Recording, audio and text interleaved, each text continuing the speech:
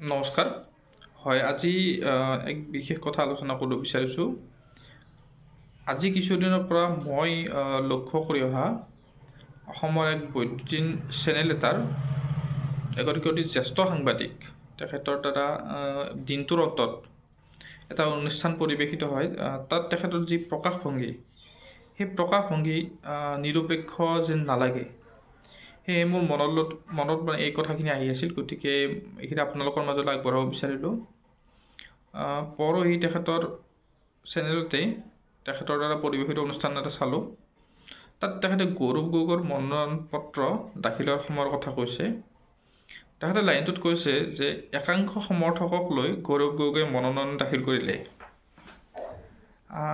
তাৰ দ্বাৰা তেখেতে প্ৰথম দৃষ্টিত আপাতত দৃষ্টিত এইটো প্ৰতীয়মান কৰিব বিচাৰিছে যে মাননীয় সাংসদ গৌৰৱ গগৈ ডাঙৰীয়াৰ লগত কিছু মুষ্টিমেয় সংখ্যক বা একাংশ ব্যক্তিয়ে মনোনয়ন দাখিলৰ সময়ত উপস্থিত আছিল। কিন্তু তাৰ কিছু সময় পিছত তেখেতে এইবাৰ প্ৰকাশ কৰিলে যে ৩৫০০ মানুহ আছিল। তেখেতে কিদৰে ৩৫০০ গণিলে বা হঠাৎ একাংশ হৈ গ'ল সেইটো তেখেতে জানে। কিন্তু ইয়াৰ দ্বাৰা মোৰ এনেকুৱা লাগিল যে গৌৰৱ গগৈ ডাঙৰীয়াৰ যি ৰাইজৰ স্বতঃস্ফূৰ্ত সঁহাৰি বা সুন্দৰ প্ৰচাৰ, সেই প্ৰচাৰক তেখেতৰ কথা এটা স্তিমিত কৰিবলৈ বা ৰাইজৰ সন্মুখত স্তিমিত ৰূপত প্ৰকাশ কৰিবলৈ চেষ্টা কৰা যেন লাগিল।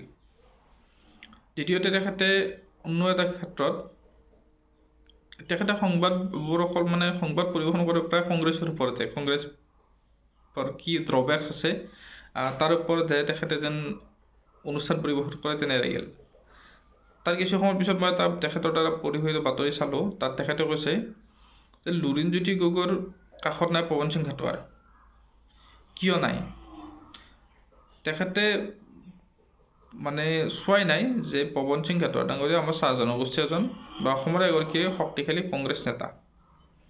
তেখেতে সেই দিনটোত উপস্থিত আছিল কাজিৰঙাৰ প্ৰাৰ্থী ৰজলিনা তিৰ্কী ডাঙৰীয়ানীৰ মনোনয়ন পত্ৰ দাখিলৰ সময়ছোৱাত। গতিকে কিন্তু প্ৰদেশ কংগ্ৰেছৰ সভাপতিকে ধৰি অন্যান্য ভালেসংখ্যক বিষয়ববীয়া গৌৰৱ গগৈ ডাঙৰীয়াৰ নমিনেশ্যনত গৈছে।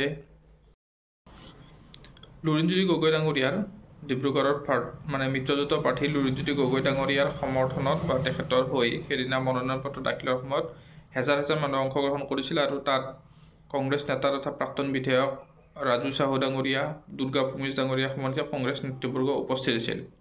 কিন্তু এই বাতৰি পৰিৱেশনৰ দ্বাৰা তেখেতে এনেকুৱা এটা বাৰ্তা ৰাইজলৈ দিব বিচাৰে যেন কংগ্ৰেছ সকলোতে ছিন্ন ভিন্ন হৈ গৈছে, মতান্তৰ হৈছে। আৰু তেখেতৰ বাতৰি প্ৰায় শিৰোনামবিলাকতেই আমি দেখিবলৈ পাওঁ বা ৭২তে দেখিবলৈ পাওঁ কংগ্ৰেছ বিপৰ্যস্ত হৈছে, কংগ্ৰেছ এনেকুৱা হৈছে, কংগ্ৰেছ তেনেকুৱা হৈছে। তেখেতৰ যি সংবাদ তেখেতে খালি অকল কংগ্ৰেছ ছিন্ন ভিন্ন হৈছে এই ধৰণৰ বাতৰি দিবলৈ চেষ্টা কৰে। কিন্তু কংগ্ৰেছত যোগদান কৰা ব্যক্তি কংগ্ৰেছত যে যথেষ্ট থাকে তেখেতে বাতৰি মাধ্যমেৰে কংগ্ৰেছ যদি ক'ৰবাত বেয়া দেখিছে বা কোনোবা এজন পদত্যাগ কৰিছে তাক এনেভাৱে প্ৰচাৰ কৰে যেন কংগ্ৰেছৰ সাংঘাতিক সকলোতকৈ ডাঙৰ নেতা এগৰাকীয়ে কংগ্ৰেছৰ পৰা পদত্যাগ কৰিলে।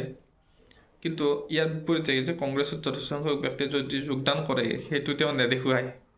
গতিকে এই ধৰণৰ কথাবিলাকে আমাৰ যিটো আমাৰ গণতন্ত্ৰৰ চতুৰ্থ স্তম্ভ সংবাদ জগত, এই সংবাদ জগতৰ প্ৰতি বা প্ৰেছৰ প্ৰতি মানুহৰ আস্থাটো কমাই আনে। বাতৰি সদায় নিৰপেক্ষভাৱে শুদ্ধ ৰূপত প্ৰকাশ কৰক, প্ৰতিস্থাপিত কৰক।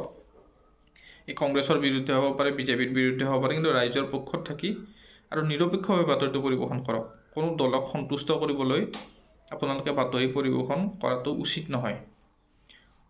চৰকাৰ আজি এটা দল থাকিব, কালি এটা দল থাকিব, কিন্তু সমাজ আৰু দেশখনৰ স্বাৰ্থক অগ্ৰাধিকাৰ দি সংবাদ মাধ্যমসমূহে এই চৰিত্ৰ, যি নিৰপেক্ষ চৰিত্ৰ সংবাদ মাধ্যমে গণতন্ত্ৰক ৰক্ষাৰ যি দায়িত্ব, সেই দায়িত্ব পালন কৰি যাব বুলি আমি বিশ্বাসী। ধন্যবাদ।